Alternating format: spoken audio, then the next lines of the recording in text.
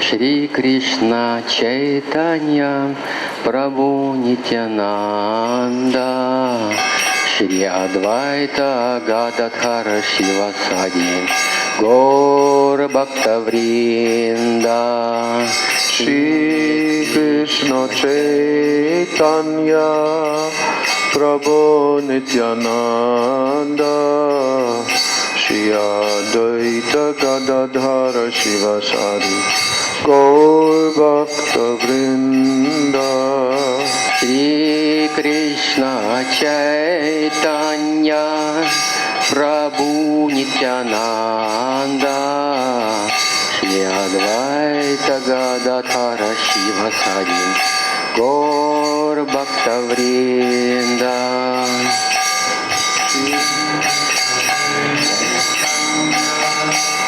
Everyone chant.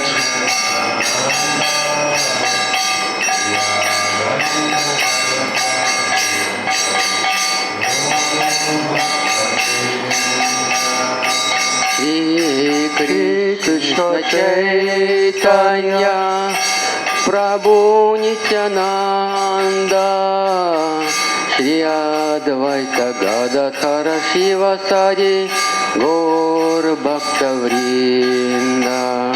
Shri Krishna Chaitanya Prabhu Nityananda Shri Advaita Gadadhara Shivasadi Gaur Bhakta Vrinda. Hare Krishna Krishna Krishna Hare Hare Hare Rama Rama Rama Hare Hare. Hare Krishna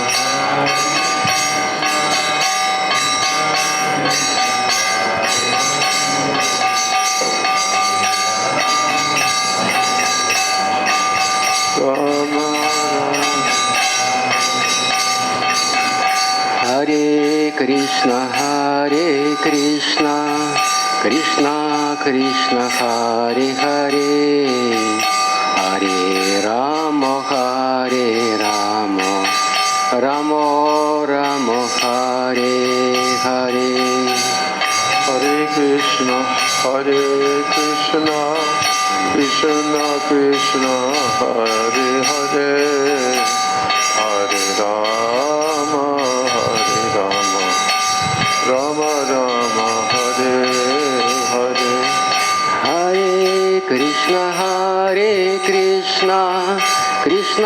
Krishna Hare Hare Hare Rama Rama Rama Hare Hare.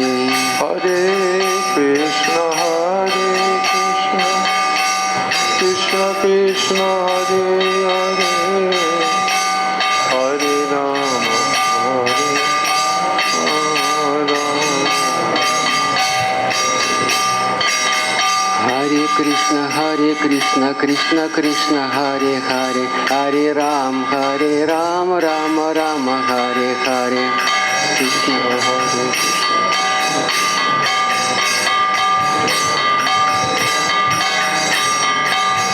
Hare Krishna Krishna Krishna Hare Hare Hare Rama Hare Krishna Krishna Krishna Hare Hare Hare Ram Rama Rama Hare Hare.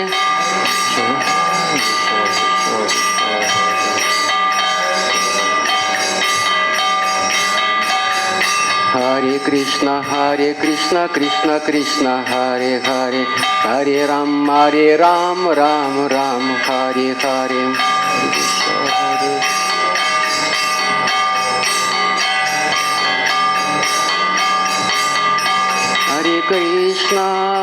Hare Krishna Krishna Krishna Hare Hare Hare Rama Rama Rama Hare Hare. Krishna Hare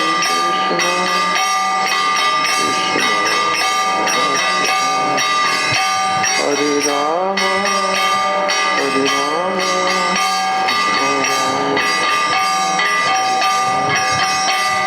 Krishna, Krishna Krishna, Hare Hare, Hare Ramo,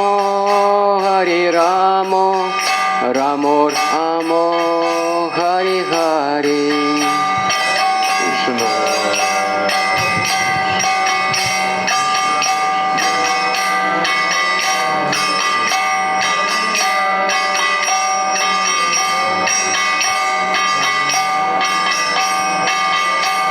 Nitai Gaura Hari Bol, Hari Bol, Hari Bol, Nitai Gaura Hari Bol. Nitai Gaura Hari Bol. Nitai Gaura Hari Bol, Hari Bol, Hari Bol, Nitai Gaura Hari Bol. Nitai Gaura Hari Bol. Hari Bol.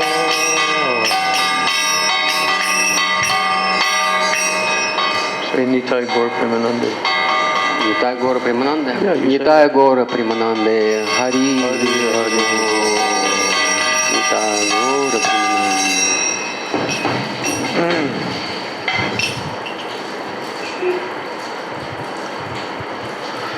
Om Ajnana-timirandasya Jnananjana-shalakaya Chakshur Unmilitam Yena Tasmai Shri Gurave Namaha. Namo Vishnupadaya Krishna Prestaya Bhutale Srimate Bhaktivedanta Swaminiti Namane Namaste Saraswati Devi Gauravani Pracharane Nirvishesha Shunyavadi Paschatya Deshatarane.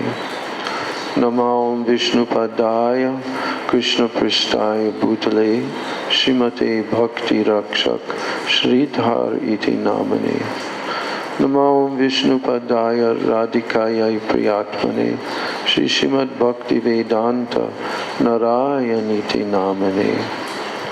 Vandeham Shri Guru Varam Shri Rupanuga Pravaram Vraja Rasa Rasikam Cha Narayanam Tam Prapannam. Namo Vishnupadaya Acharya Singha Rupane Shri Srimad Bhakti Pragyana Keshaviti Namani. Namo Vishnupadaya Krishna Prestaya Bhutale Srimati Bhakti Siddhanta Saraswati Iti Namani. Namo Gaura Kishoraya Sakshad Vairagya Murtai Vipralambara Sambudhe Padambujayate Namah. Namo Bhakti Vinodaya Sachidananda Namani Gaura Shakti Swarupaya Rupanuga Varayate Gaura Virbhava Bhumestvam Nirdeshta Sajjana Priya Vaishnava Sarvabhauma Shri Jagannataya Te Namaha Vansha Kalpatarubhyascha Kripa Sindhubhya Evacha Patitanam Pavanebhyo Vaishnavebhyo Namo Namaha. Namo Mahabhajanyaya Krishna Prema Pradayate Krishnaya Krishna Chaitanya Namane Gaura Trishe Namah. Nityanandam Namastubhyam Premananda Pradayane Kalo Kalamashanashaya Chanava Pataye Nama Panchatattvatmakam Krishnam Bhakta Rupa Swarupakam Bhaktavataram Bhaktakyam Namami Bhakta Shaktikam.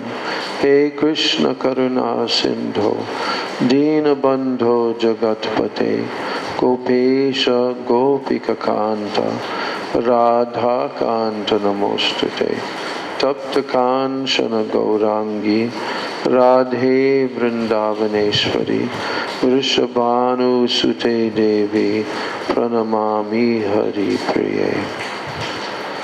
Jayatam Shuruto Pangor Mama Mandamater Gati Matsarva Swapadambojo Radha Madana Mohano.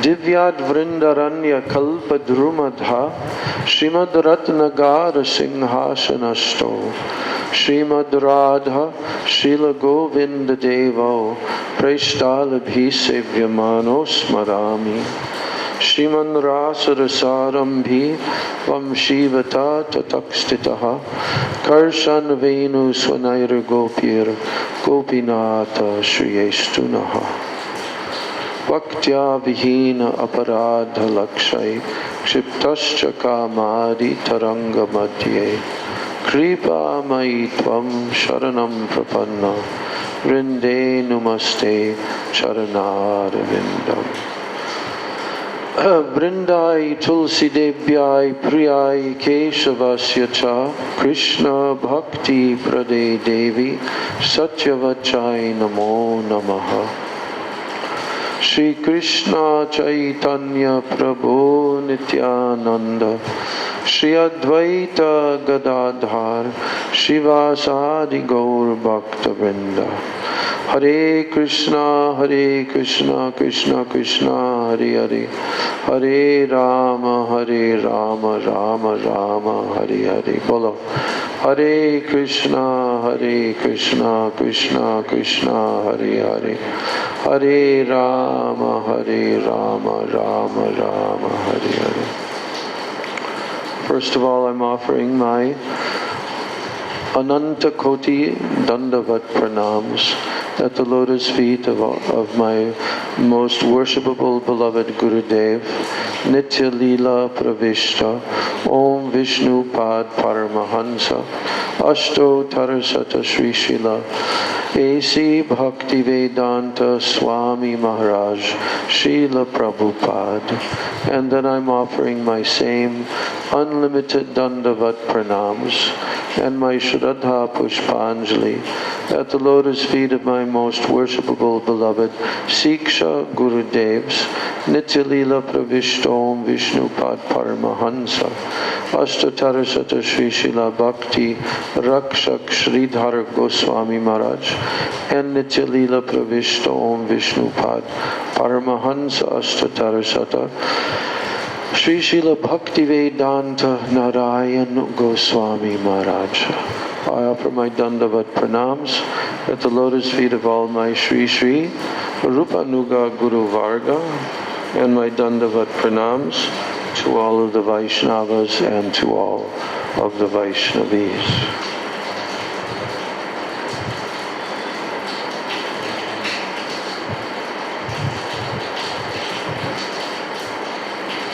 So we're reading text 2, verse 2 of Sri Manah-siksa. Everyone can read along and repeat after me. Nadarmam Shrutigana Niruktam Kila Kuru.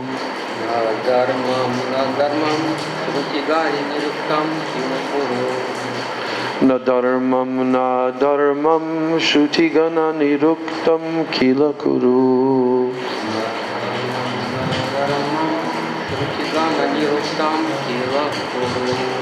Vraje Radha Krishna Prachura Paricharyam Ihatanu.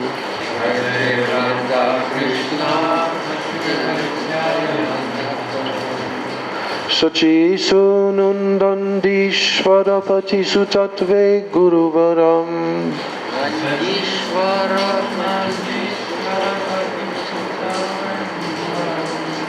Mukunda Preshtatve Smara Paramajashram Nanumana. Mukunda Preshtatve Smara Paramajashram Nanumana. Translation. O my dear mind, please do not perform either the routine religious activities resulting in piety, dharma, or the irreligious activities resulting in sin, adharma, as mentioned in the Shrutis or the Vedas. Rather, you should render profuse loving service to Shri Shri Radha Krishna Jugal here in Braja.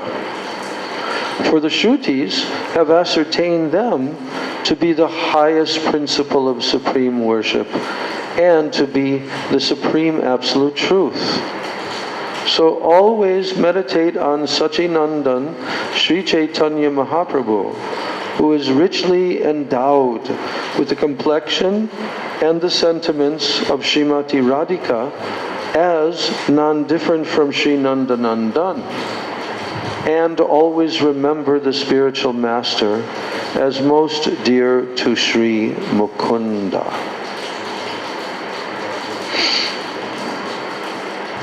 So we have already read the entire purport of Srila Bhaktivinoda Thakur, and we've read about half of the Anuvritti commentary, which is the lecture of our Gurudev, Srila Bhaktivedanta Narayan Goswami Maharaj, on this verse. He gave that lecture in Hindi, and it was translated into English, and that is here included in this book.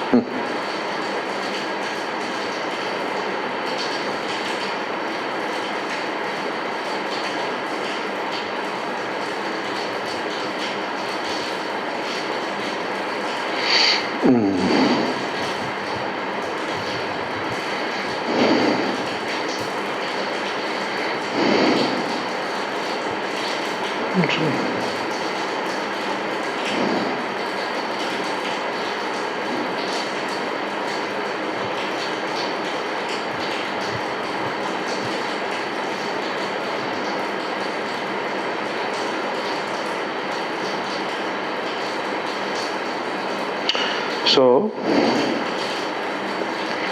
we're beginning from the verse composed by Srila Raghunath Das Goswami to offer his heartfelt pranams to his Siksha Guru, Srila Sanatan Goswami. And this is actually the pranam mantra that we recite to Sanatan Goswami. When we want to go to the Samadhi of Sanatan Goswami in Vrindavan, then we recite this mantra. When we want to say our full pranam mantras to our entire Guru Varga, our entire disciplic succession, then of course the 6 Goswamis are included, and especially Rupa and Sanatan. We recite their pranam mantras. So this is the pranam mantra which Srila Raghunath Das Goswami glorified Sanatan Goswami. So this is the verse 6 from Vilapa Kusumanjali, and he's telling Vairagya Yug Bhakti Rasam Prayatnair Apayayan Mamana Bipsumandham Kripam Budhirya Paradukka Dukki Sanatanastam Prabhamashrayami. Vairagya Yug Bhakti Rasam Prayatnair Apayayan Mam Anabipsumandham Kripam Budhirya Paradukka Dukki Sanatanam Tam Prabhamashrayami. So Srila Sanatan Goswami, this is his translation of this verse. Srila Sanatan Goswami is an ocean of mercy who grieves for the distress of others. Although I was blinded by ignorance, and I was unwilling to do so, he, Sanatan Goswami, induced me with great diligence to drink the nectarine liquid mellows of devotion, which are endowed with renunciation. Vairagya Yug Bhakti Rasam Prayatnaya. That means the liquid mellows of devotion, the nectarine liquid mellows of devotion, which are endowed with vairagya, renunciation. Actually, our beloved Srila Prabhupada, my Guru Maharaj, he wrote a verse which was a somewhat parallel verse as this verse when he was glorifying who? His sannyas guru, Srila Bhakti Pragyan Keshav Goswami Maharaj. Just as Sanatana Goswami had forcefully given this mercy, forced Raghunath Das Goswami to drink what? Bhakti Rasa. He forced him.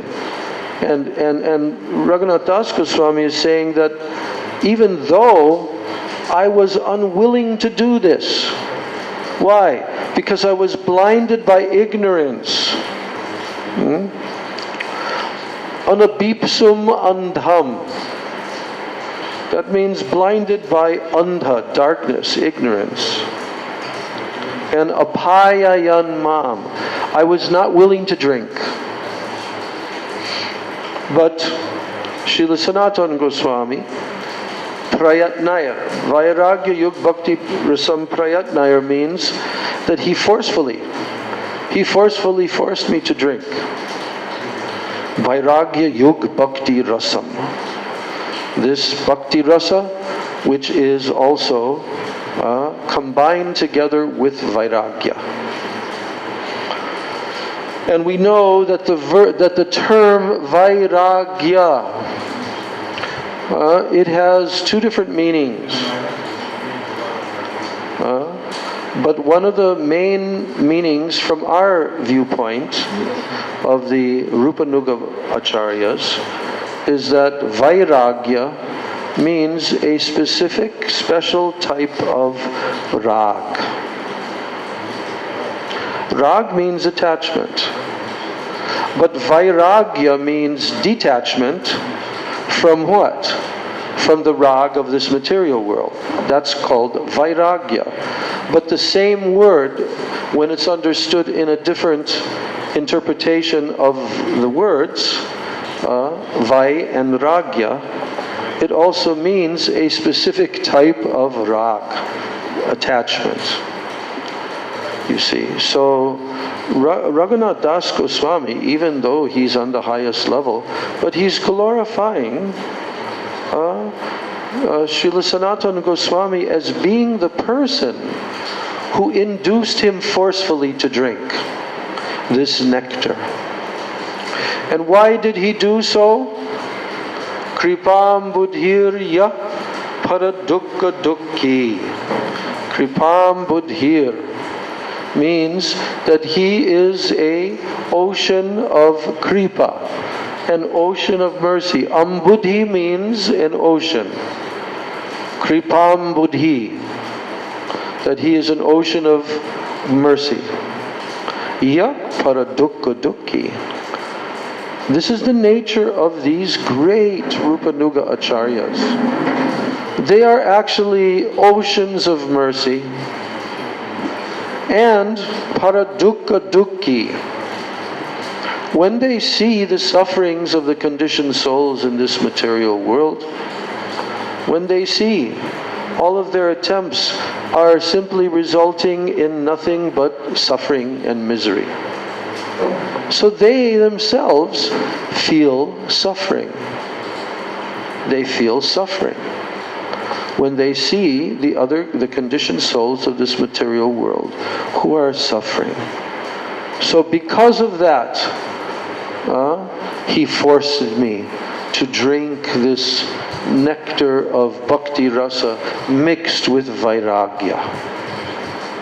Even though I was unwilling to drink, and I was blinded by the darkness of ignorance, but out of his causeless mercy, he forced me to drink. So sanatanastam prabhum ashrayami, I take shelter of the lotus feet of Srila Sanatana Goswami Prabhu. So this our Srila Prabhupada, he modified this verse. I can't remember exactly how he did it, but he combined two verses together. One is Vairagya Vidya Nija Bhakti Yoga Siksharkam Ekak Purushak Purana. What's the next line? No. Siksharkam Ekak Purushak Purana Shri Krishna Chaitanya Sharira Dari Kripam Buddhir Yastamaham Prapadye. Yeah, Yastamaham Prapadye. So that verse was spoken by who? Sarvabhauma Bhattacharya. There are two prominent verses spoken by him after Mahaprabhu revealed himself and completely changed his whole mood of Mayavadism. And then he revealed his six-armed form also to Sarvabhauma Bhattacharya, but only these two verses.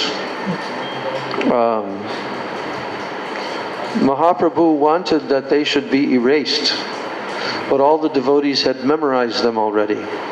So that's why we have those two verses. So, what is that verse telling? It's telling not exactly the same thing as this verse, but it's telling that Sri Chaitanya Mahaprabhu has mercifully appeared to give Vairagya Vidya, Nija Bhakti Yoga, to give his own Bhakti Yoga, along with Vairagya and Vidya, by performing his Bhakti Yoga that he has lived and taught. So he is giving this gift to everybody of transcendental knowledge and Vairagya. So the same word is used, Vairagya, Yug Bhakti Rasam Prayatnaya. But as we just explained, there are two different understandings of it. So Srila Prabhupada used that other verse that Sarvabhauma Bhattacharya told. But in the end of that verse where it explains that Sri Krishna Chaitanya Sharira Dari Kripam Buddhir Yas Tamaham Prapadye.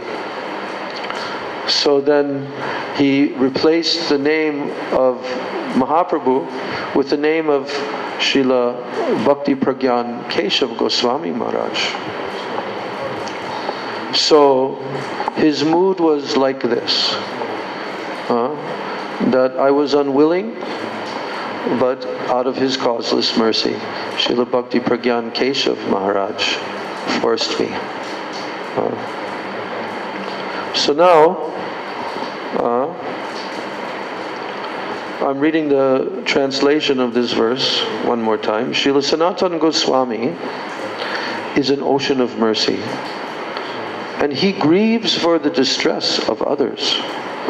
And although I was blinded by ignorance, and I was unwilling to do so, he induced me with great diligence to drink the nectarine liquid mellows of devotion, which are endowed with renunciation. I take shelter of that Sanatana Goswami Prabhu as my instructing spiritual master.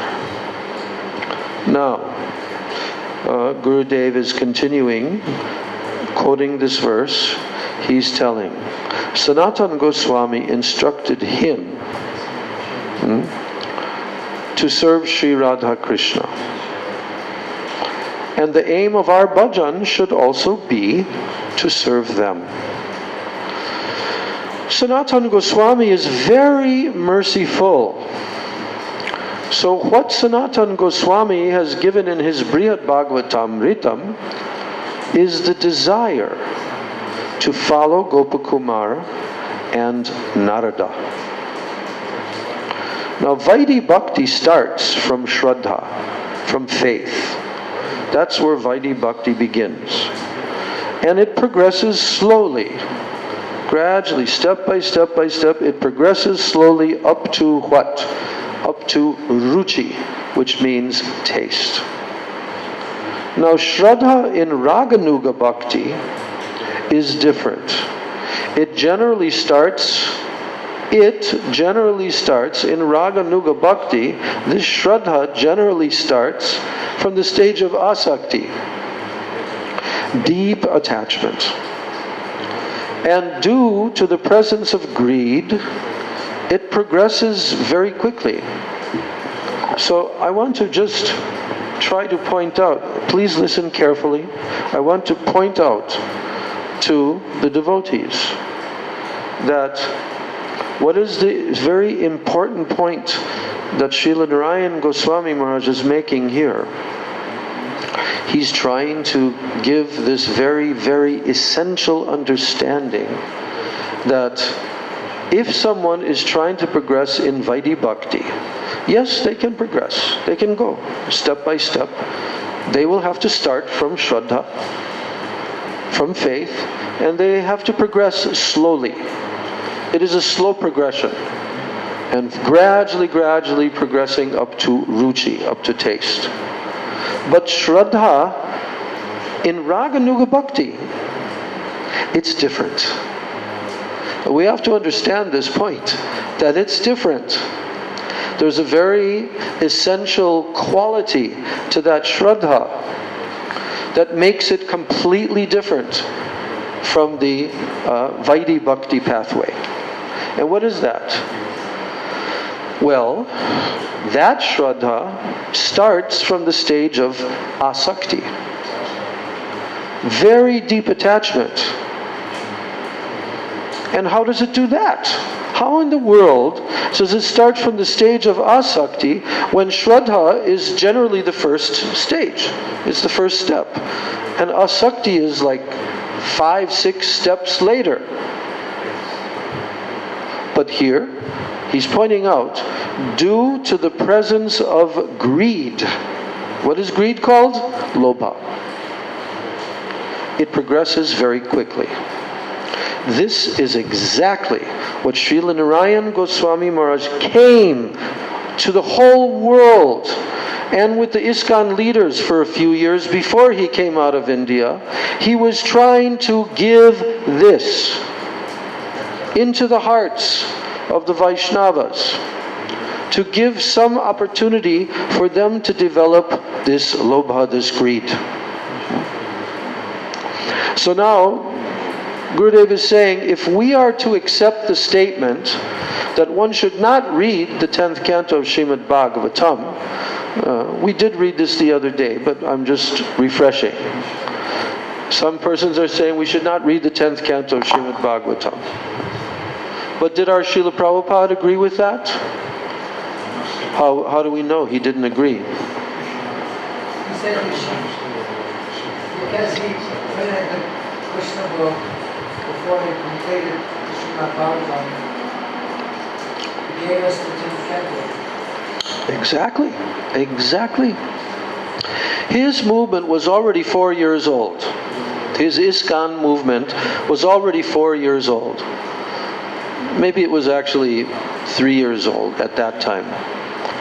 And there's the story in Shyamasundar Prabhu's book of how Srila Prabhupada told him that he should approach George Harrison and that he should ask him for a donation to cover the printing cost of the Krishna book.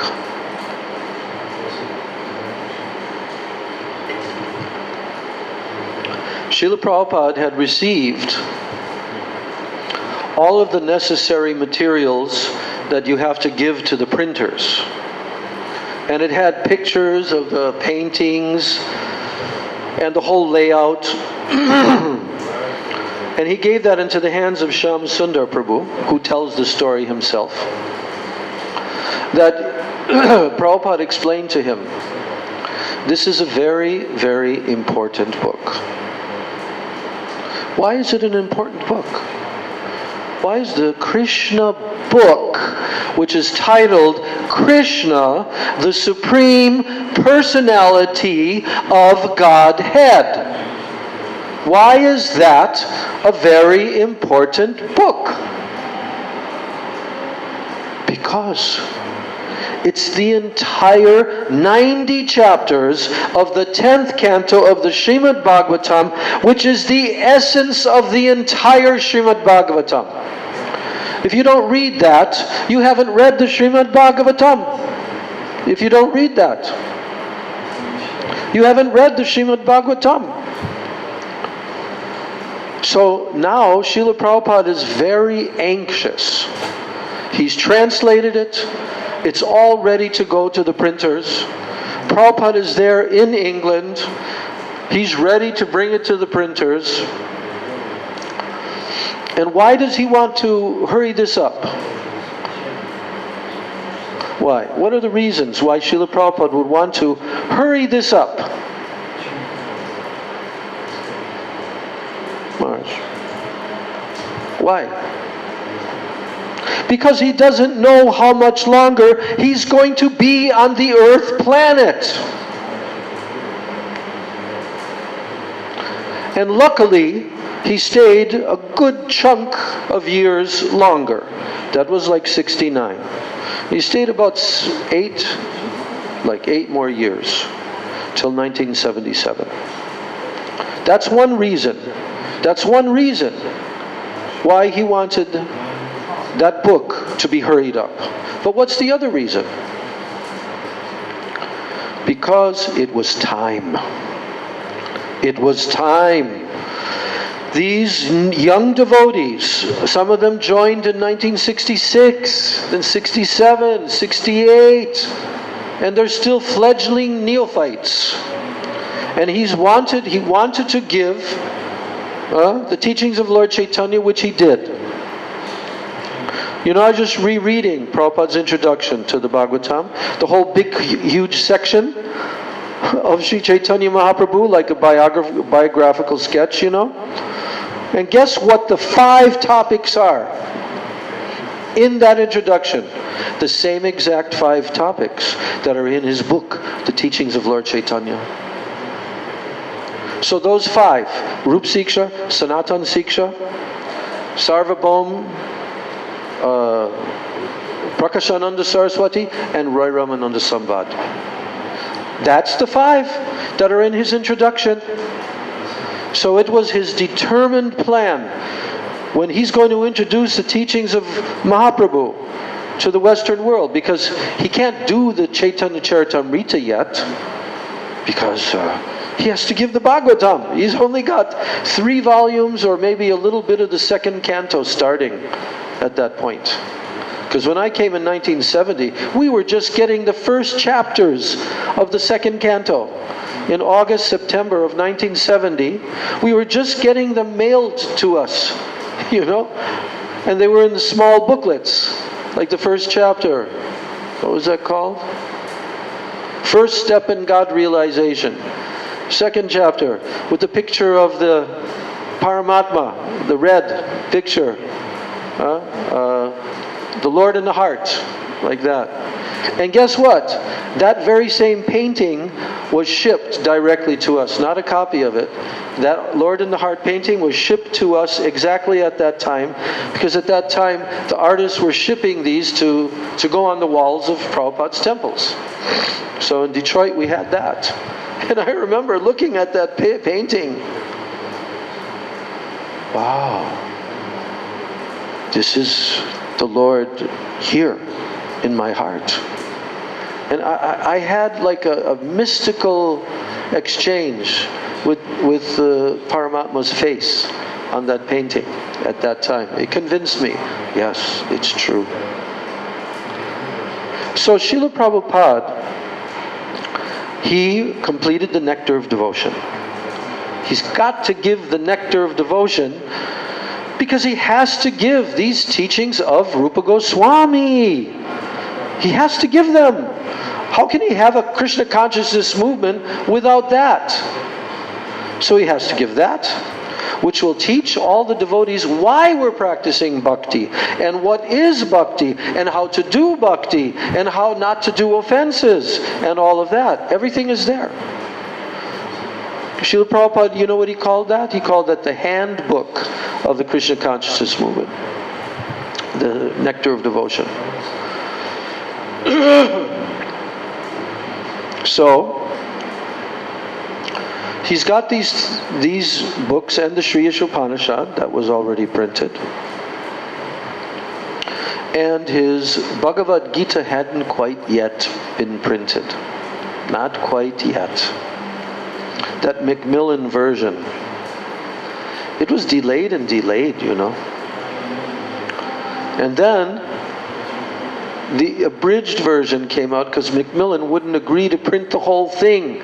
So then we had to wait another few years. Srila Prabhupada had to wait again until the contract expired, and then finally, I think it was 1974, they finally printed the unabridged Bhagavad Gita as it is. Thick. So now, coming back to the story of the Krishna book. And Prabhupada told Shama Sundar, you should go to George and you should request him and tell him that Prabhupada is asking that you should help to finance this printing of this book. And you should show him all the colors, separations in the book, right? But then Shama Sundar is really reluctant. You know why? Because George has already been giving regularly some very significant donations. For example, that very next day he was going to meet with George, and he was going to meet him at a marble company, at a big marble company on the outskirts of London. And who was accompanying George Harrison was the #1 top main sculptor of the royal family. Forget his name. But he came along with him to help him to select this slab of marble, or a couple slabs of very costly marble. For what? For the altar at the Berry Place Temple, which was going to very soon be opened. They needed to make the altar. And Shama Sundar was very concerned, and he actually mentioned it to Prabhupada. Oh, Prabhupada, I think, you know, I'm worried because the access that George Harrison allows us to have to him is because we never really ask him for anything. We don't take the position of trying to get something from him like everybody else does. And I'm just really concerned that this may upset. It may upset him. So that day, their visit to the marble company was scheduled at a certain time in the afternoon. Oh, I forgot to tell. So when he mentioned that to Prabhupada, you know what Prabhupada said? Actually, Prabhupada said it to him as he turned to go towards the door and leave Prabhupada's apartment. And then Prabhupada spoke to him, and he turned around again. And Prabhupada said, you will see. Everything will be all right. So then, he's there meeting George and this sculptor at this marble company, and George is very happy to be doing this. He's really feeling, you know, like that he's doing devotional service, you know. And so, you know, Shama Sundar is kind of dreading what he's going to have to do later, because they had planned that after going there, purchasing everything, then they would go to George Harrison's house, and George Harrison's wife, Olivia, along with Shama Sundar's wife, Malati, they will already have cooked together in the kitchen a wonderful prasadam feast. So now it's time that they're going to sit down at the dinner table. And Shama Sundar realizes, well, this is it. This is the time. I'm just going to have to do it.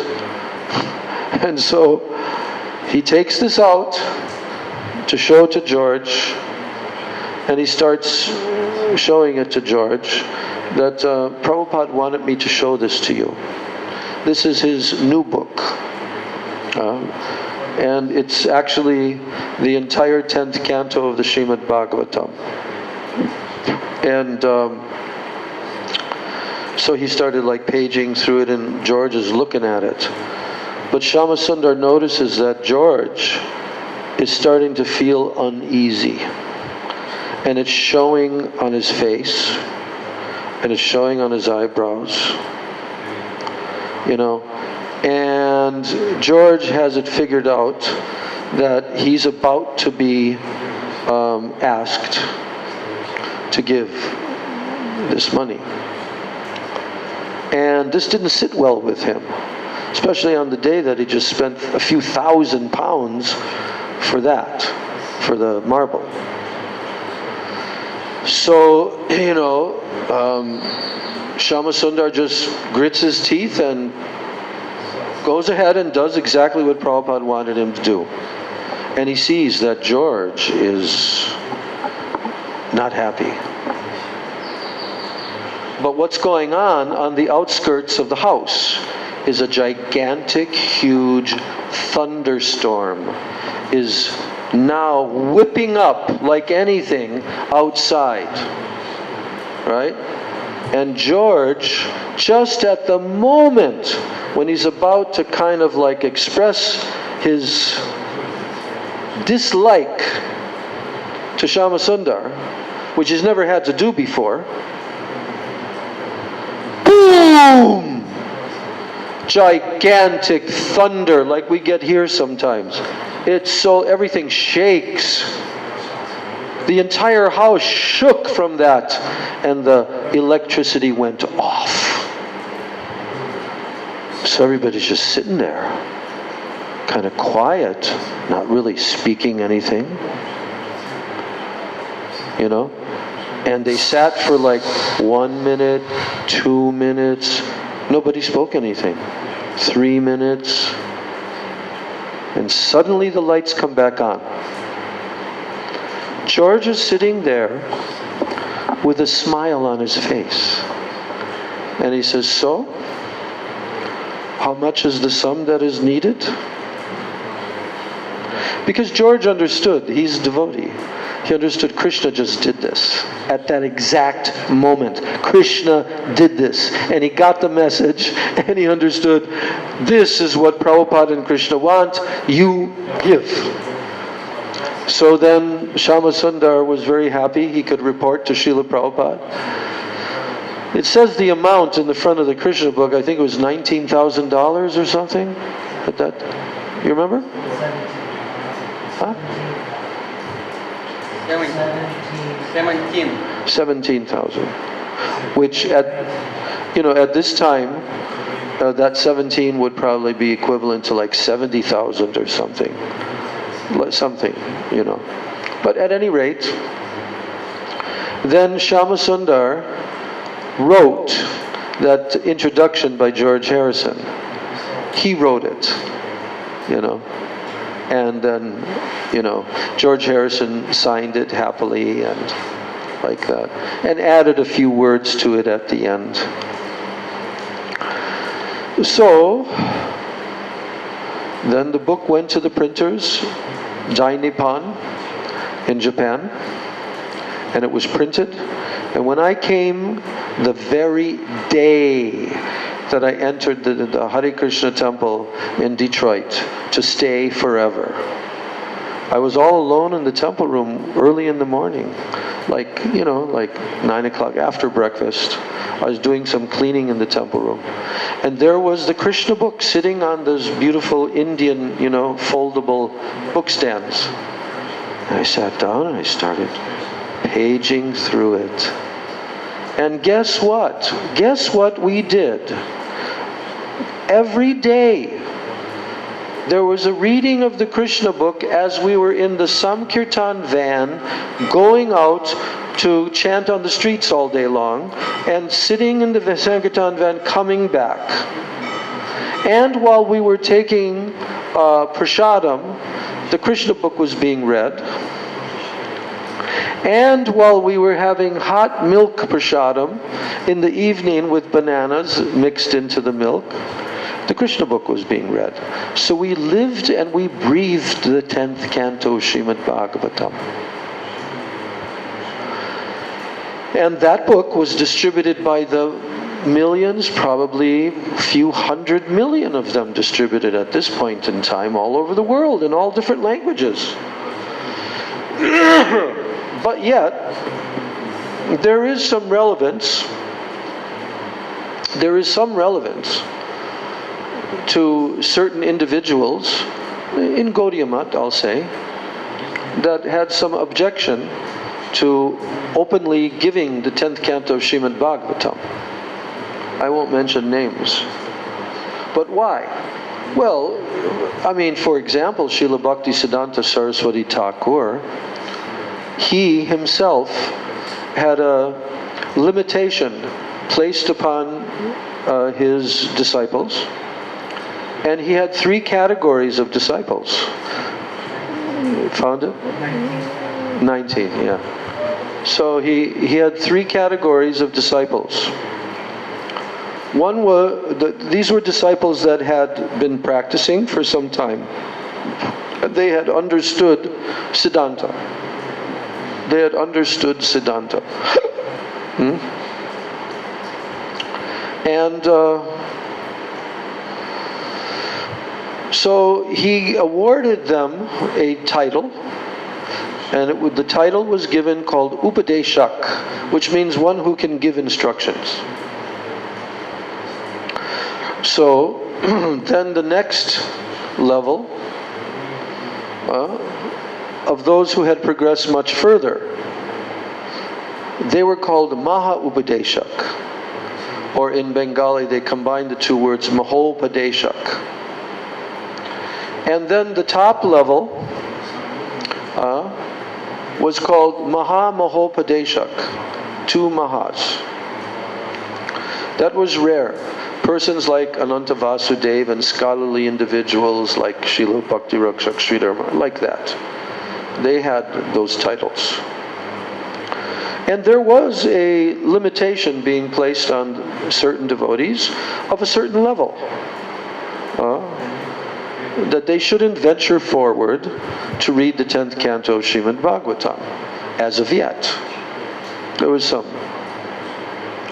But when Srila Gurudev heard that throughout the Western countries in the late 1990s, certain individuals were actually traveling in the Western countries and mentioning this, that we should not read the 10th canto of Srimad Bhagavatam.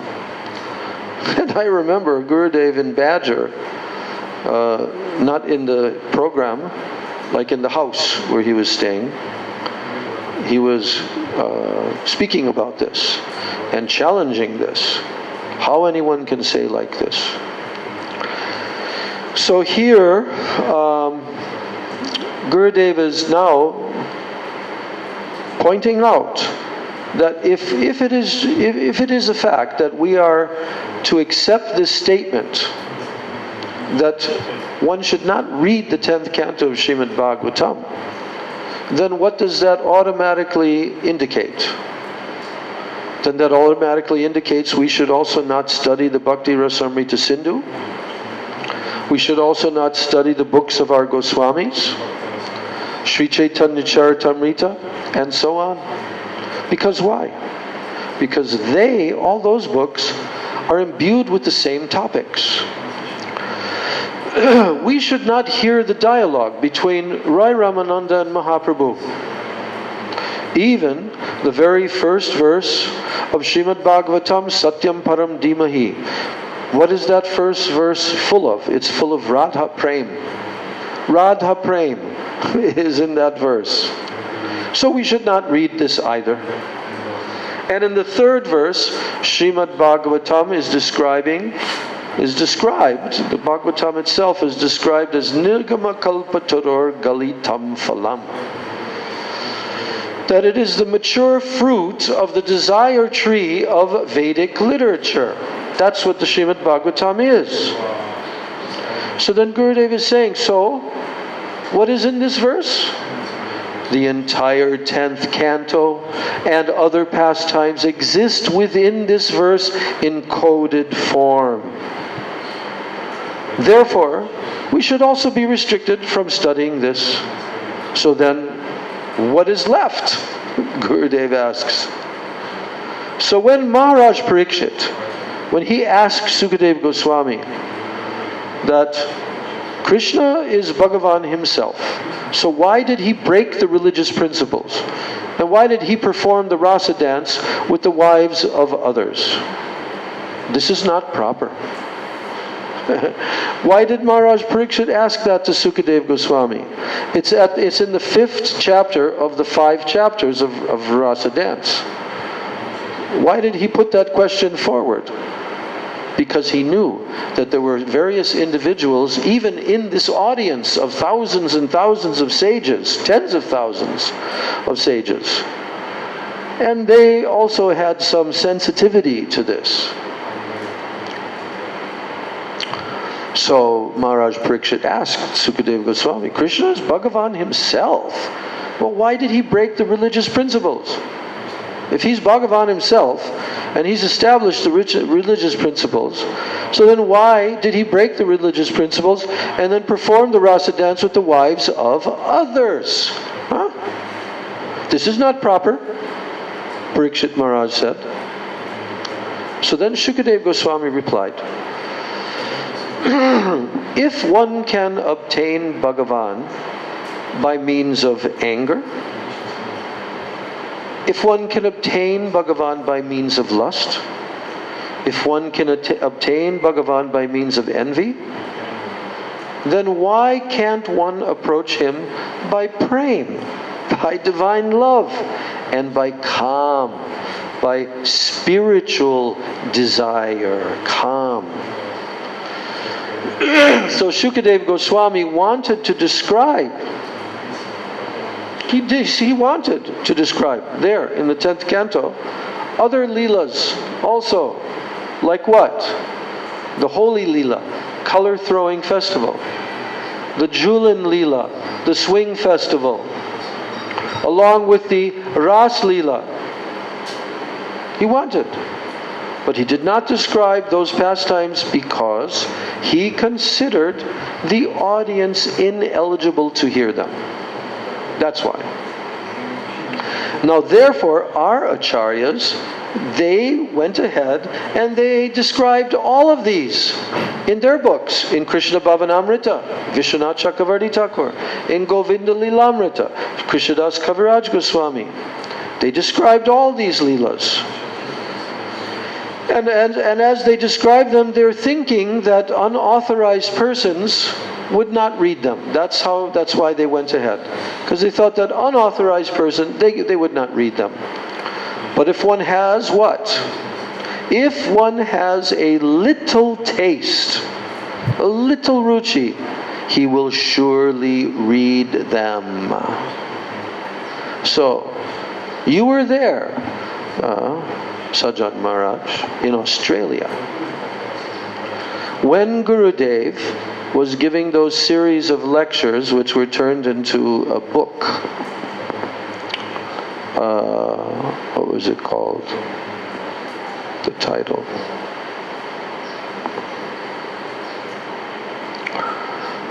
He gave this series of lectures in Murwillumbah, and there was one disciple of his, a lady disciple, Australian, who decided prior to Gurudev's arrival that she would print up and laminate the whole Ashtakaliya Leelas, which were given in an abbreviated form. You remember that? They were given in an abbreviated form, not the full thing, just like an index. They were given like that. She decided to print them up, and she went around and distributed them to some of the very senior devotees. Huh? She what? She gave me one. Yeah, she gave to the senior devotees. And then it was brought to Gurudev's attention. Maybe she even tried to give one to Gurudev himself. I don't know. But in his lecture, Gurudev then confronted this. He brought this up. And do you remember what he said? We shouldn't jump to the top of the tree. No.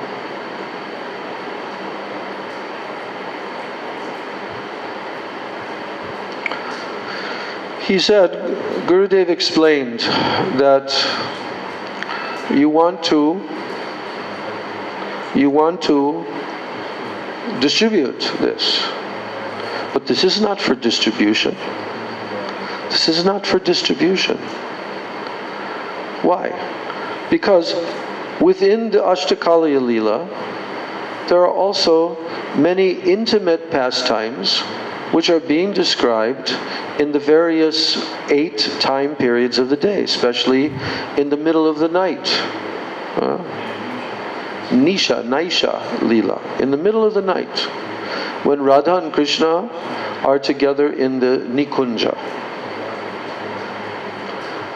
So Gurudev said, if you go ahead and you try to read this, he says, you are bound to commit offense.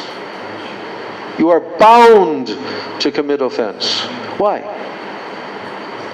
Because you're not yet eligible to hear these. And what will you think about? You will think about your own mundane, lusty experience of being alone with the opposite sex in the middle of the night.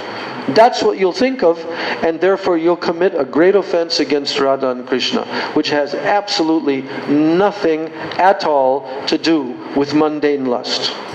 Nothing. Zero. Less than zero. 1,000,000 times less than zero. Nothing at all. But because you are unqualified and you still have so many anarthas covering your heart, and you're lusty, so you are bound to commit offense. Therefore you should not. This should not be distributed. So, but then what did Guru Devatatma, that's the name of that book, Guru Devatatma, from those lectures. So then Srila Gurudev, he began to say, but there are some who they are qualified. And even if they are told, you should not read this. But because they are qualified, they will still go and read this. He said, this is for them. See? So Srila Gurudev is trying to make this point that if somebody says, don't read the 10th canto of Srimad Bhagavatam, then that automatically, by definition, it all automatically means that they also should not read all these other literatures.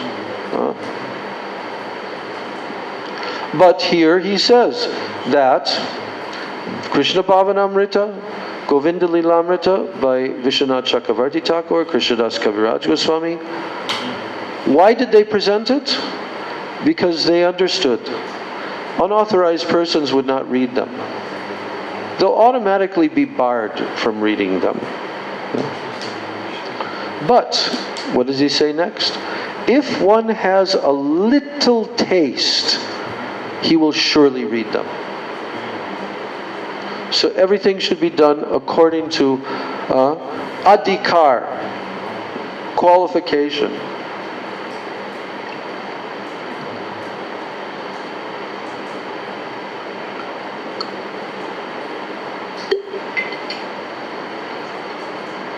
Now, Gurudev goes on, and he says that the pastimes of Krishna, they are described in the dialogue between Uddhava and Maitreya.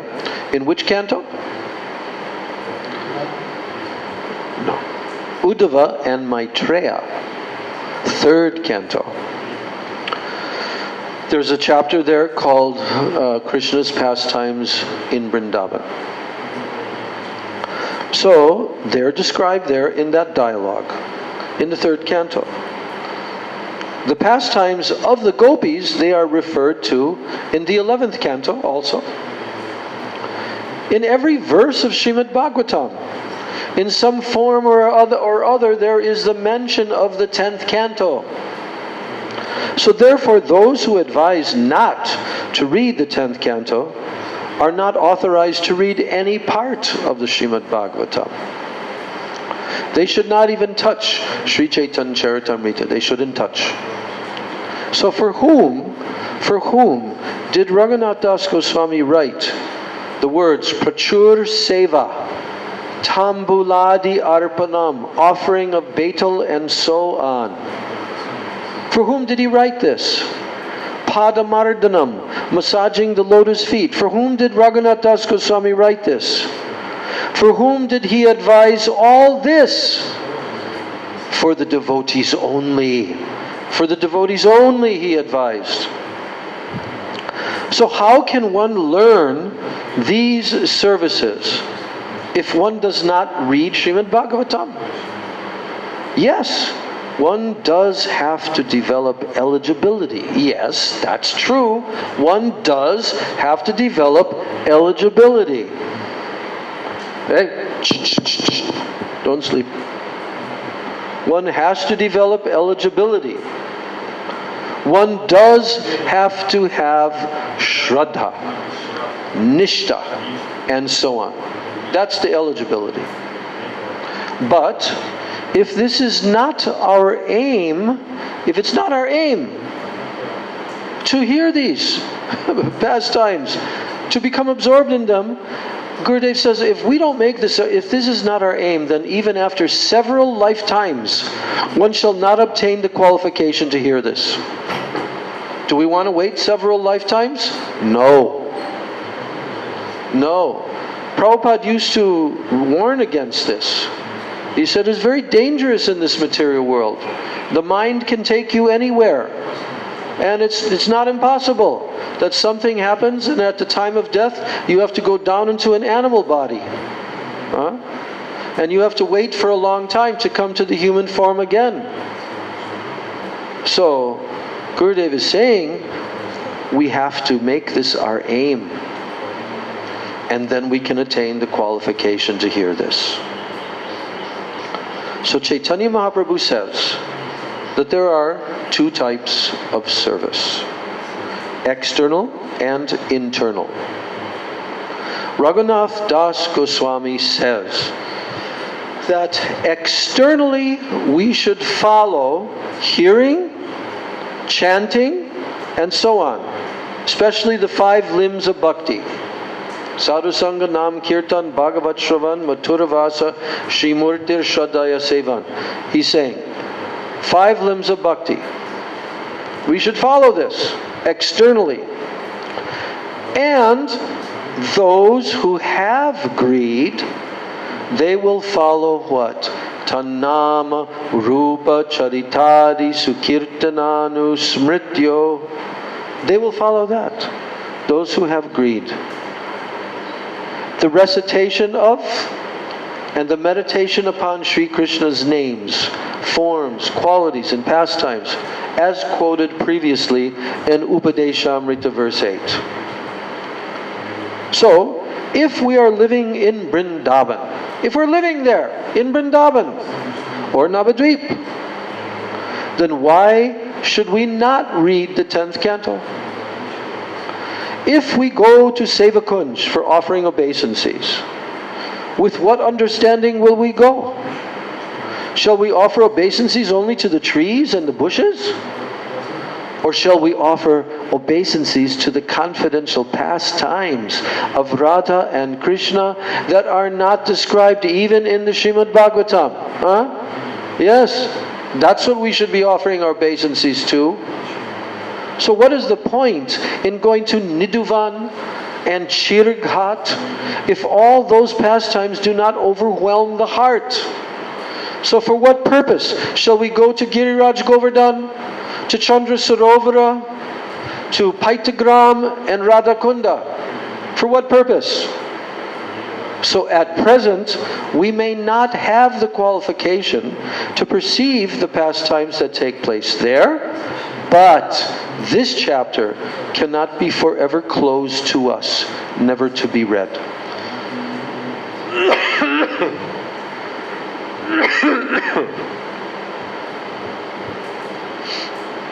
You want to give any comment or anything up to this point?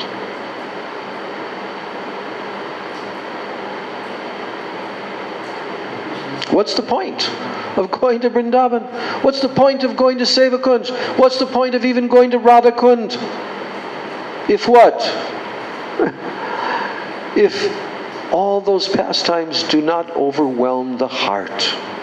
We want that our heart will be overwhelmed with the pastimes, names, forms, qualities, pastime. That's what Tannama Rupa Charitadi means, is that.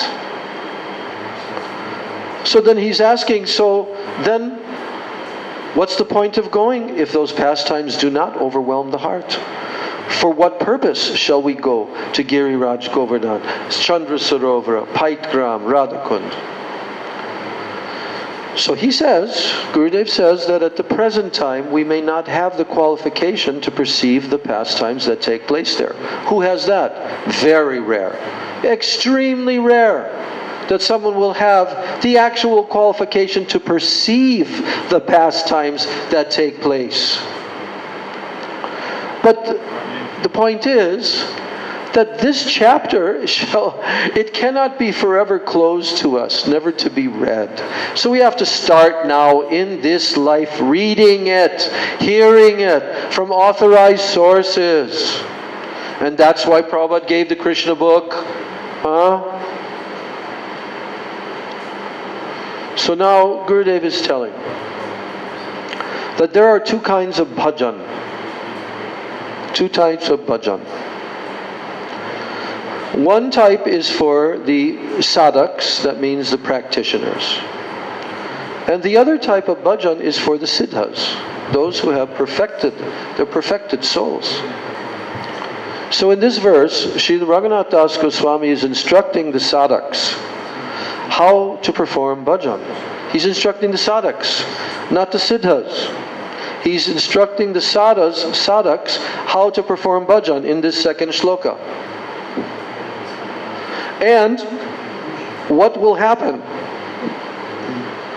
That they will gradually, by performing bhajan in this way, they will gradually lead to the perfectional stage. Gradually. So if you want to do this kind of bhajan, then what do you have to do? According to this verse, you have to consider Sachi Nandan as Yashoda Nandan. That Mahaprabhu is Krishna.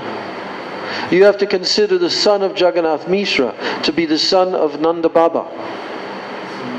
You have to consider the son of Mother Sachi is very merciful. Son of Mother Sachi, Sachinandan, Gaurhari, is very merciful. He has come from Vrindavan. That's where he's come from.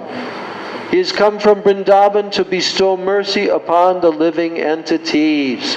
Anarpita chirim chirat kurunayavatirana kalo.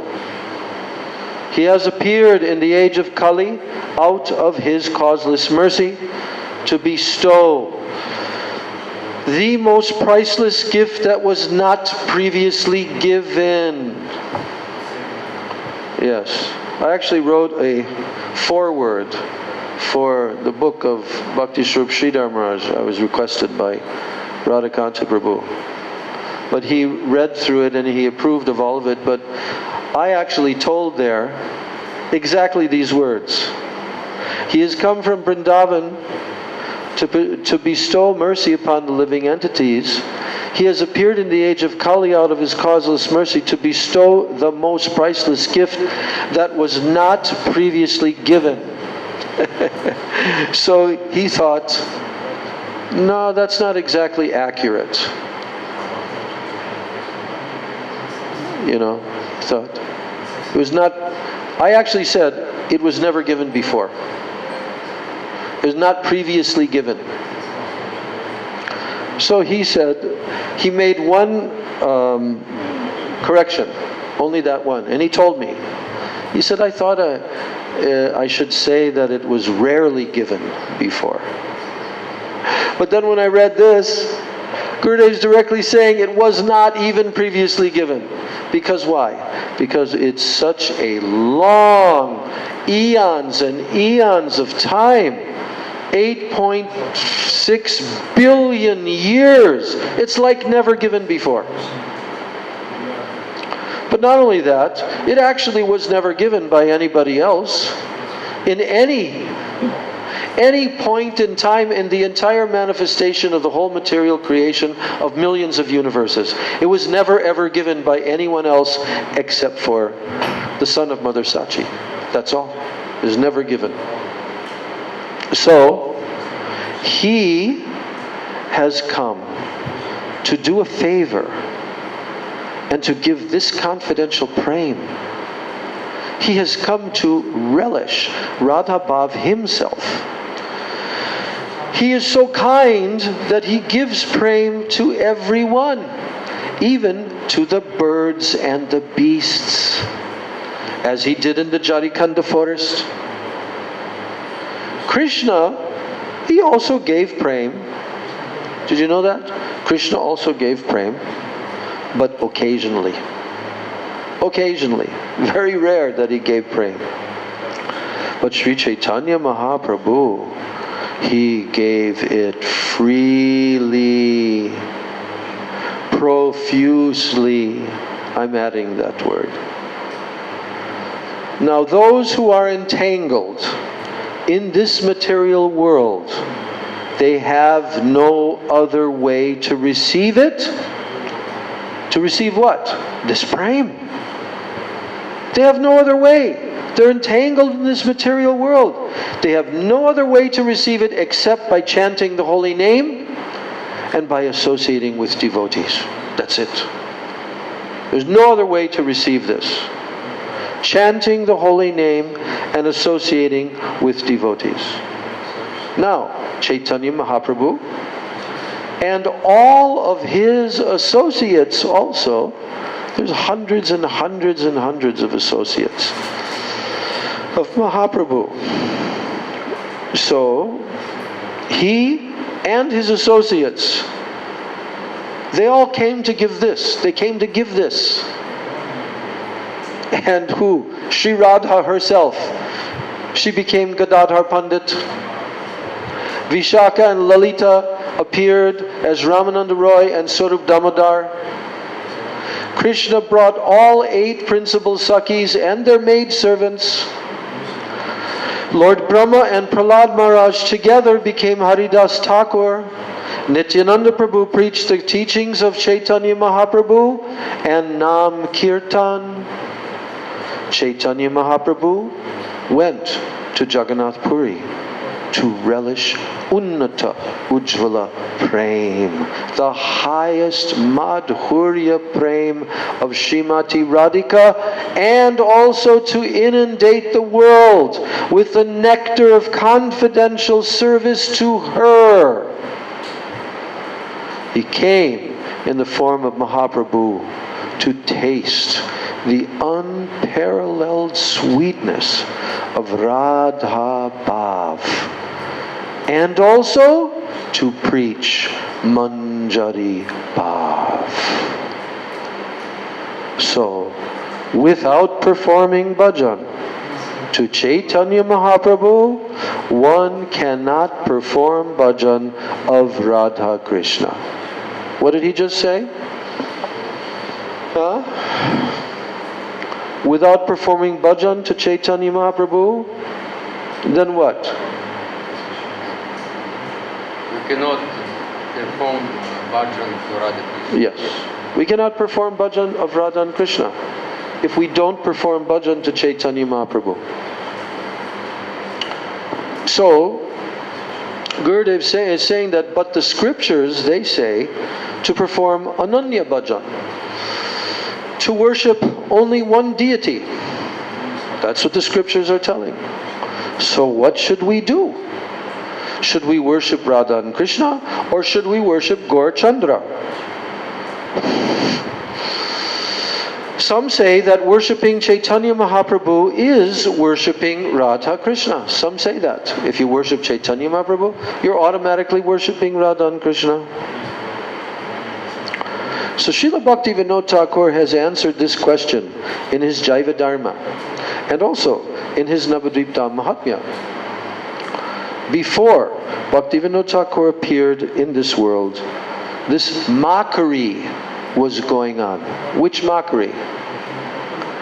Oh, Mahaprabhu is my Nagara, my hero, and I am Nagari, I am the heroine.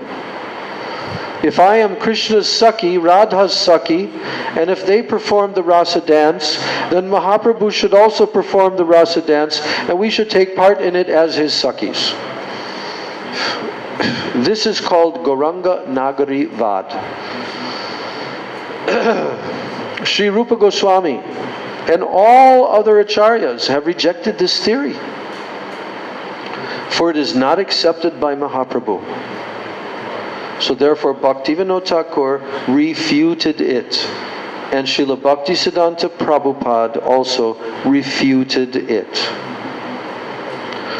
So, question is, should we worship Radha and Krishna and Mahaprabhu separately? So what do the Sahajiyas say? The Sahajiyas say, do not worship Gaur Nityananda, except only Mahaprabhu and not Nityananda Prabhu. But they don't know. These Sahajiyas, they don't know the intricacies of rasa. In our temples, Mahaprabhu, Radha Krishna, Mahaprabhu and Radha Krishna are there in our temples. And Gaur Nityananda are also there. They are non-different. So Chaitanya Mahaprabhu said to serve Radha and Krishna and to chant the name of Krishna. But he did not mention his own name. So should we neglect him? So Sri Bhaktivinoda Thakur says that before worshipping the divine couple Radha Krishna, before we worship the divine couple Radha Krishna, we should remember Mahaprabhu, because he is Radha Krishna. And we should pray as follows. Oh, out of your causeless mercy, you have come with Radha Bhav to instruct the method of bhakti, and therefore I remember you. Meditate like this and serve Radha Krishna. So, now Gurudev is dealing with the last part of this verse. That he's explaining the position of Guru, spiritual master. So all the scriptures, they declare the spiritual master to be the direct representative of Krishna. What's the verse?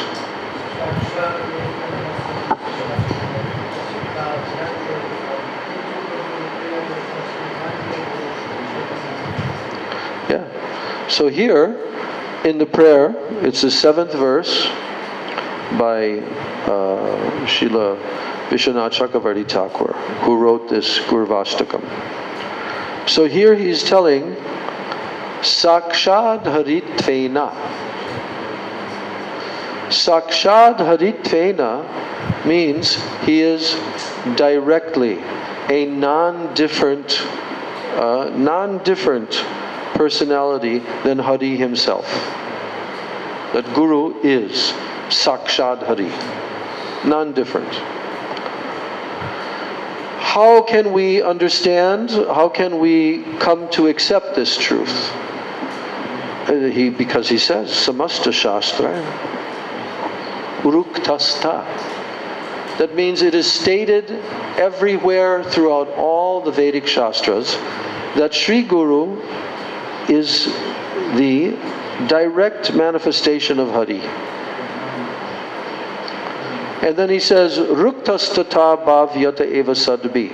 Not only do all of the Shastras state this to be the most essential truth of Guru Tattva, but it's also completely supported by all saints and realized souls. Sadbi. So, Gurudev is quoting this verse, Saksharitvena samashta shastra, that all the scriptures declare the spiritual master to be the direct representative of Krishna. And Krishna says that one should know the spiritual master to be his very self. Where does he state that? In Srimad Bhagavatam, 11th canto, 17th chapter, verse 27. Acharya mam vijaniyat. Acharya mam vijaniyat. Oh, you should understand. He's telling this to Uddhava. You should understand that the Acharya is actually my very own self.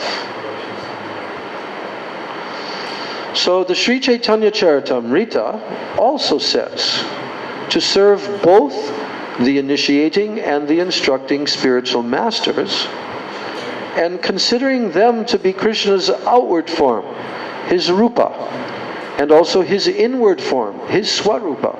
Respectively, the Diksha and Siksha Gurus are considered to be the outward and the inward form, the rupa and the swarupa. But without serving the spiritual master, one cannot serve Krishna. You want to serve Krishna and not serve the spiritual master? No. You cannot serve Krishna without serving the spiritual master.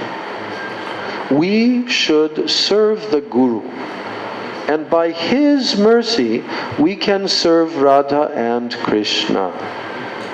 We should not differentiate. Rather, we should have more devotion for the spiritual master than for Krishna. Yes. This is how you can serve Radha and Krishna. Otherwise not. So that's why in this second verse of Manah-siksa, Raghunath Das Goswami at the end of the verse is speaking about the Guru Tattva. That Mukunda Presh Tattve Smara Parama Jasra Nanumana. That the spiritual master is who? Very dear to Mukunda. Yes, there is a verse where this is being stated in the Hari Bhakti Vilas. And this verse is spoken by Krishna. And Krishna is telling that by worshipping the spiritual master first, and then worshipping myself after, then one will attain perfection. Otherwise, one's worship will be fruitless. What is the verse?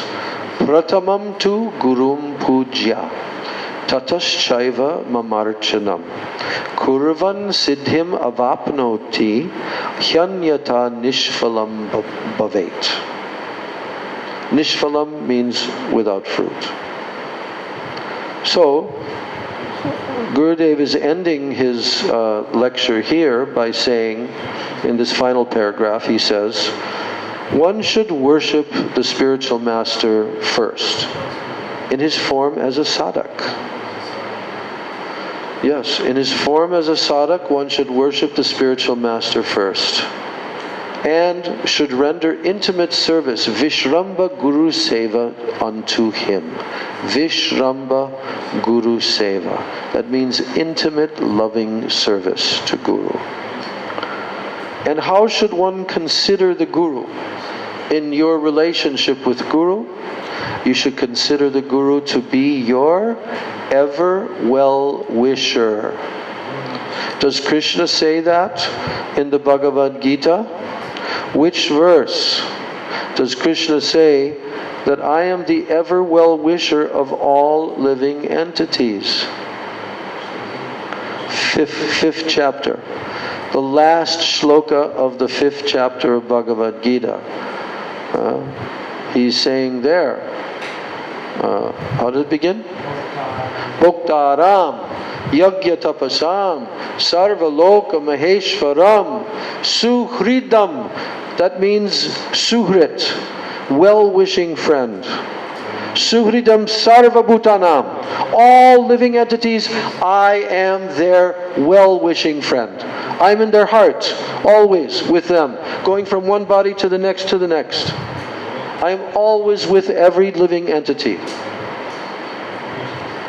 So, there should be this mood toward Guru. That Guru is your ever well-wisher, always wishing you well. Never, ever, ever not wishing you well. In every time, place, and circumstance. Sri Guru is like that. And do you know that my beloved Srila Prabhupada, he always signed his letters. Every single letter that he ever wrote with his lotus hand, he signed it. Your ever well-wisher. Your ever well-wisher. A.C. Bhaktivedanta Swami. Every single letter. How do you say your ever well-wisher in Russian language?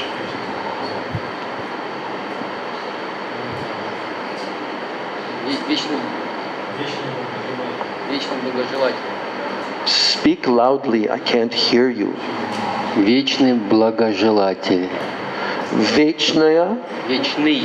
Вечный. Благожелатель. Благожелатель. Gelatel.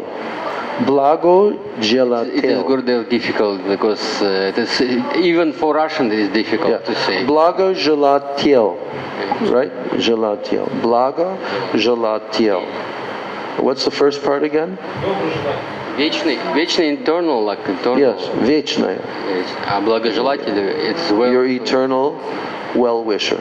Blaga. Always wanting your good fortune. Yes. So in every language, there is a way of expressing your ever well-wisher. Yes, but Krishna says it in Sanskrit. Suhritam. Do you know that there are different types of friends? Did you know that? That there are different types of friends. Did you ever notice that in your life? Huh? That there are different levels of friends. And why are there different levels? Because some of them, they are kind of distant, but they're, he's my friend. But some of them are more intimate. And so in the Sanskrit language, there are different words to express the word friend. One of them is bandhu. Bandhu also means friend. Priya bandhu. Priya bandhu means my very dear friend. Friend of my heart. Srila Gurudev, Srila Narayan Maharaj used to use the term in English language, bosom friend. Bosom in English means your heart, your bosom. That means a friend who is always being held by you in an intimate embrace of heart to heart. This is the type of friend. That this friend will never, ever forget you. And will never, ever treat you in any way that will be unbeneficial for you. They only want that you will receive the highest benefit. That is called Vechnaya Благожелатель. Yes. Forever. Vechnaya actually means eternal. Eternal well-wisher. But Prabhupada used the term ever well-wisher. Ever. Always, always. Ever well-wisher. In every single circumstance. And if you read Prabhupada's biographical books written by those who knew Prabhupada in the very beginning, you become completely astonished. at how Srila Prabhupada showed that exact quality to everyone. Wishing them well, always. So Gurudev is ending his lecture. He says there should be internal and very deep love for the spiritual master. That should be there. The disciple should have this internal and deep love for the spiritual master. And one should aspire to inherit and to receive the love for Krishna that is present in his heart. That reminds me of a pastime of Srila Gurudev. This pastime was told to me by my very intimate, deep bosom friend, Shriman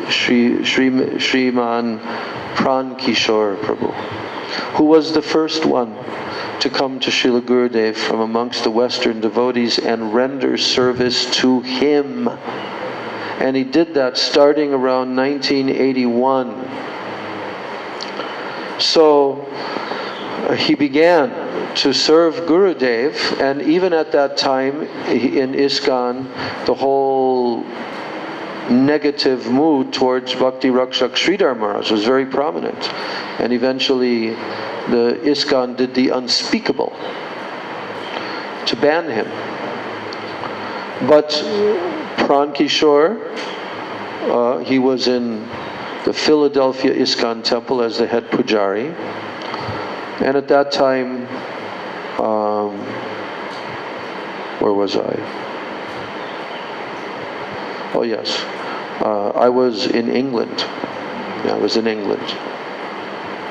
So we met each other again in 1986 when I returned from England.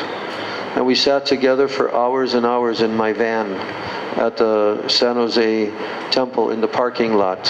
And we just caught up with one another because we hadn't seen each other for a few years. But we were very close friends even from the early days of the old Brooklyn temple. And there I have actually a photo of Prabhupada walking in the temple room from after taking darshan of the deities, and then he's about to walk and sit on his Vyasasana. And as he's passing by, I'm standing up, and there's whole rows of devotees behind him, and I'm standing up with my hands folded like this, saffron cloth, and sitting below on the floor is Pran Kishore. He looked like, and he was actually like 16 years old at the time.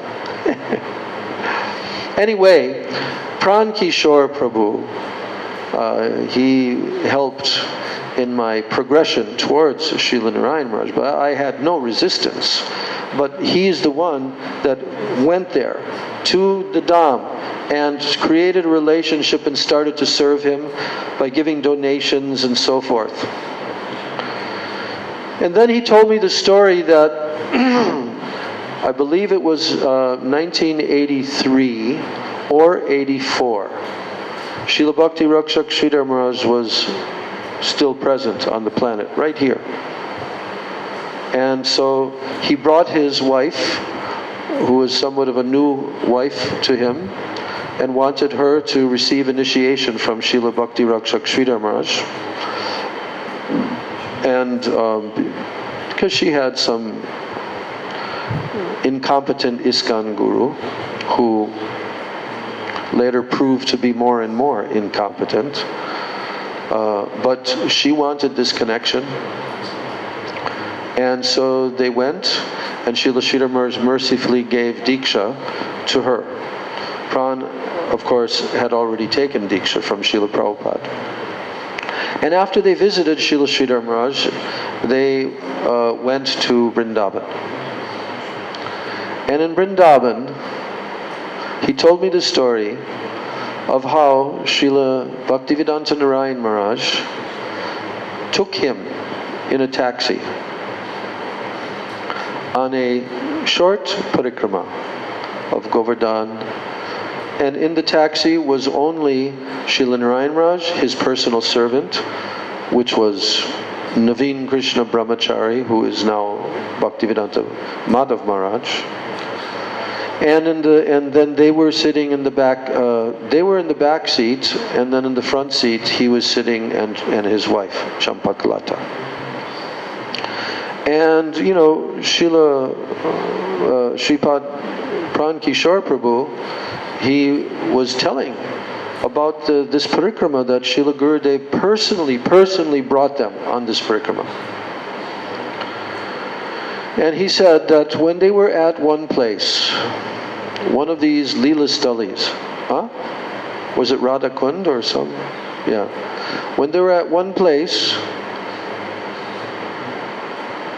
then Srila Gurudev stood in front of him and Champakalata.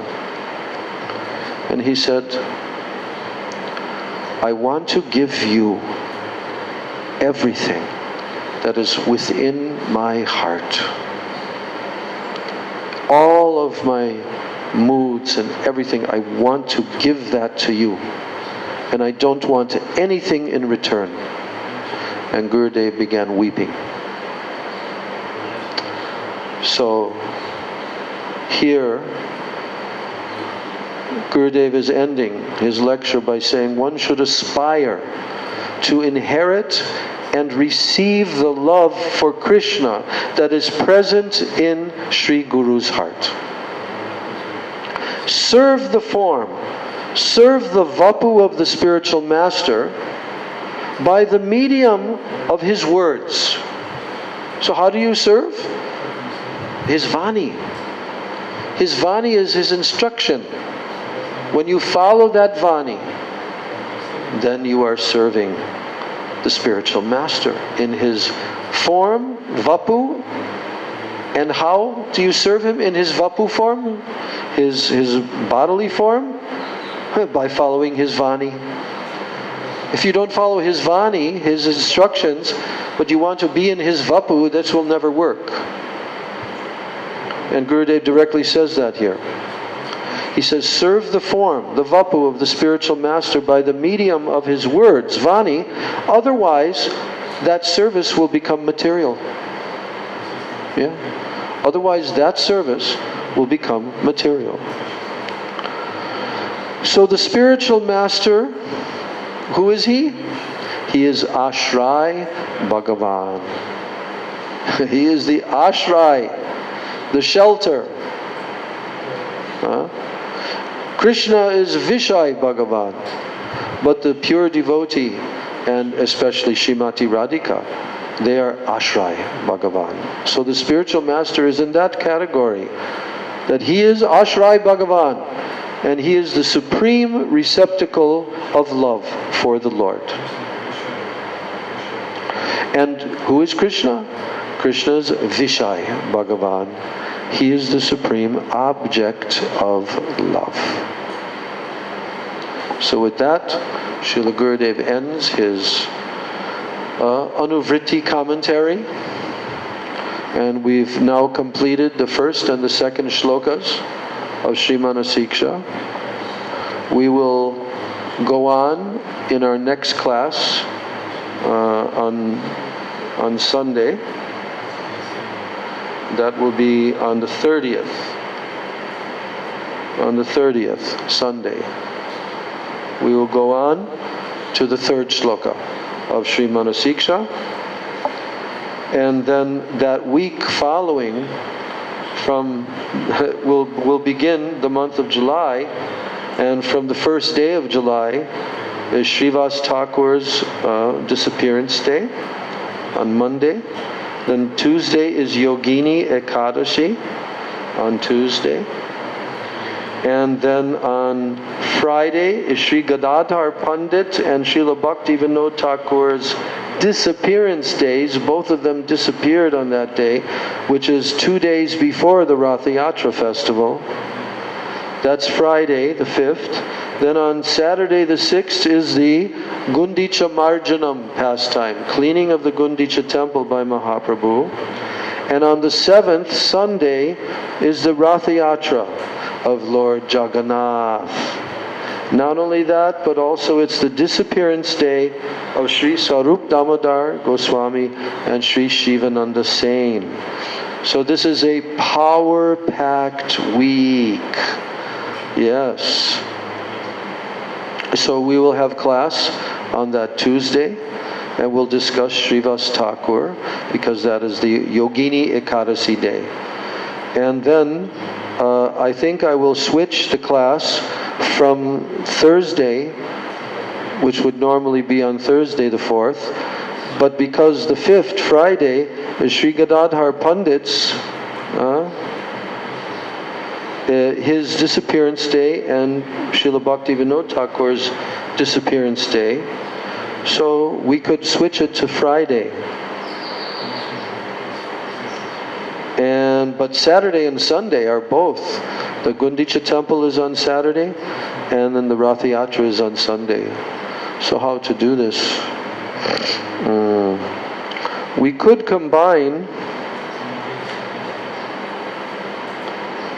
We could combine the cleaning, the Gundicha Marjan, with the Rath Yatra day, but also on the 6th and the 7th. On the 6th and the 7th is a very special festival day in Mayapur. 6th and 7th, or 5th, 6th and 7th. You sent that to me. No, it has the dates there. Yeah, that festival, which is the inauguration and the grand opening of Srila Bhaktidoyata Madhav Goswami Maharaj Samadhi, and in the same Samadhi Srila Bhakti Balabhatirtha Maharaj, and they're going to have like a 3-day festival. So the schedule is there. I'll look at that again, and then we can discuss exactly how to go about having our classes this coming week. But at least for sure, on Tuesday, we will have our class after the Sunday class coming up now. So that's a 10-day festival, the Rath Yatra festival, and the return journey of Lord Jagannath is on the 15th, Monday. So like that. Big days. Big month. July is a big month. August is a big month. Krishna Janmastami coming. Julan Yatra coming. And then September, big month. Shri Radhastami coming. And many other days, Vishwarup Mahotsav, like that. So Gaur Premanande, Hari Hari Bol, Jai Shri Manah-siksa Ki Jai, Shri Raghunath Das Goswami Pada Ki Jai, Jai Srila Sachidananda Bhakti Vinod Thakur Ki Jai, Srila Gurudev Ki Jai, Srila Prabhupada Ki Jai, Ananta Koti Vaishnav Vrinda Ki Jai, Samagata Gaur Bhakta Vrinda Ki Jai, Nitai Gaur Premanande, Hari Hari Bol.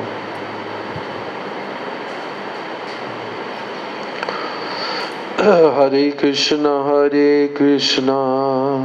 Krishna Krishna, Hare Hare, Hare Rama, Rama Rama, Hare Hare.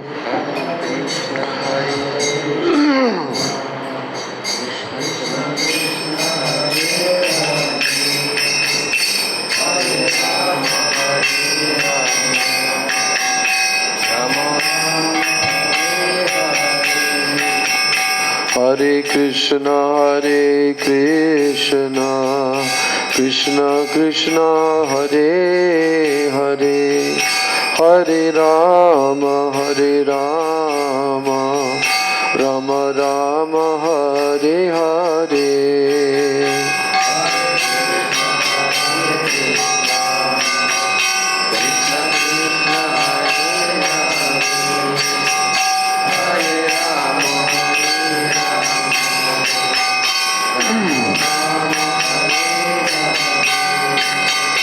Hare Krishna, Krishna Krishna, Hare Hare, Hare Rama, Rama Rama, Hare Hare.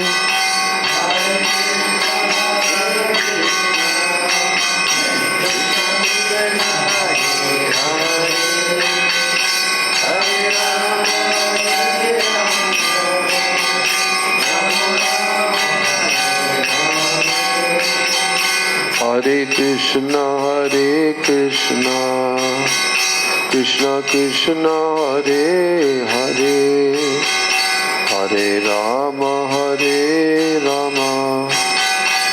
Rama Rama, Hare Hare.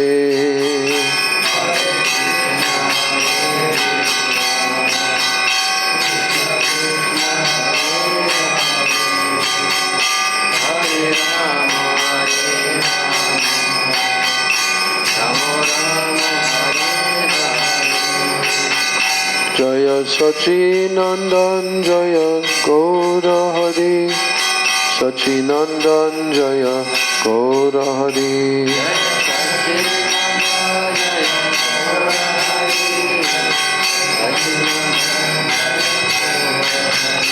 Jaya Nitai Jaya Gaur, Jaya Nitai Jaya Gaur.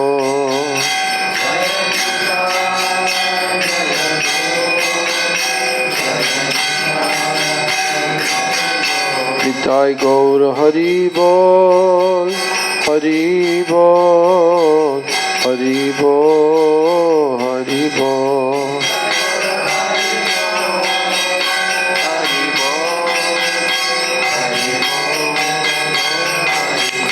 Nitai Gaur Hari Bol, Hari Bol, Hari Bol, Hari Bol.